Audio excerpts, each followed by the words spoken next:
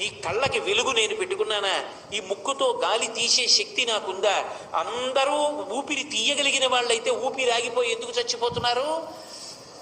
కానీ మహానుభావుడు ఈ శరీరాన్నంతటినీ ఆయన సృజించాడు. ఒక చెట్టు పంట పండాలి అంటే మామిడి చెట్టుకి ఎవరు చెప్పారు వసంత ఋతువు వచ్చింది కాయలు కాయి పువ్వులు పుయ్యని? కోయిలకు ఎవరు చెప్పారు వసంత ఋతువు వచ్చింది పాట పాడమని? ఎవరు చెప్పారు పక్కనే ఉన్నటువంటి వేప చెట్టుని నువ్వు ఉగాది వచ్చేటప్పటికీ పువ్వు పుయ్యాలని?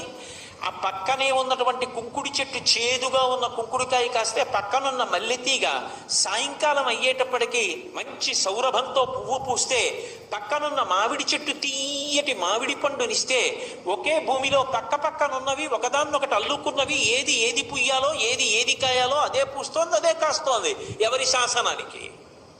అది శంకరుడంటే. అటువంటి మహానుభావుడి యొక్క ఆజ్ఞకి లోబడి లోకంలో అగ్నిహోత్రుడంతటి వాడు